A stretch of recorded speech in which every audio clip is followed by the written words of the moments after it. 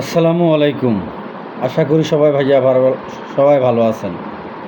আসলে আমি যে জন্য কথা বলতে আসছি, আমি সবার কাছে ক্ষমার দৃষ্টিতে বলতেছি ভাই, আমরা অনেক কষ্টের বিনিময়ে ছাত্ররা এবং অভিভাবকরা এই স্বাধীনতা অর্জন করতে পারছি।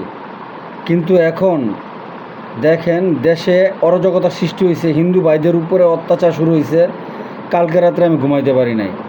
অনেক অনেক মানুষ আমার রাত্রে ফোন দিছে, ভাই একটু হেল্প করেন, সে একটু হেল্প করেন। কারণ আমার পায়ে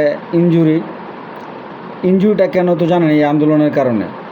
তো আমি সবাইকে বলছি যে ভাই আমার পায়ের অবস্থা তো জানেনি, অপারেশন করছি।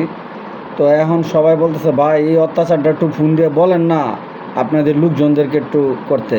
কারণ আমি ওনাকে বলছি যে আমাদের লোকজন যে বিএমপি যে ওরা করতেছে না, অন্য অন্য কেউ করতেছে, এটা আপনার শিওরলি? তারা বলতেছে না ভাই এটা জানি না, হয়তো অন্য কোনো লোকও তো করতে পারে। তো কিন্তু আমাদের লোকরা যাতে না করে, বিএমপির কোনো লোক যেন না করে, সবার কাছে আমি ক্ষমার দৃষ্টিতে ক্ষমা চাচ্ছি ভাইজান। কারণ আমাদের ভাবমূর্তি যেন নষ্ট কেউ না করতে পারে, এই জন্য আমি সবার কাছে অনুরোধ জানাচ্ছি যাতে আমাদের বিএমপির কোনো লোক যেন, মানে হিন্দু বলেন, খ্রিস্টান বলেন, বৌদ্ধ বলেন, কেউ রূপে যেন অত্যাচার না করে। এই দেশ সবার ভাই, এই দেশে আমরা সবার। তো সবার কাছে আমার বিনীত অনুরোধ, যারাই এই অরাজকতা সৃষ্টি করতেছে তাদেরকে প্রতিহত করুন, সে যেই হোক না কেন তাদেরকে প্রতিহত করেন। না হলে মানুষের কাছে আমরা একদম বলবে যে আওয়ামী লীগ যা করছে তার চেয়ে 3 গুণ বিএনপি করবে, আমাদের বদনাম হবে। তো এটা যাতে না হয়, এই জন্যই সবার কাছে আমার অনুরোধ ভাই, বিনীত অনুরোধ, আপনারা এটা প্রতিবাদ করুন। যেই করে থাক না কেন, যে যে কেউ করুক না কেন, এটাকে প্রতিহত করুন।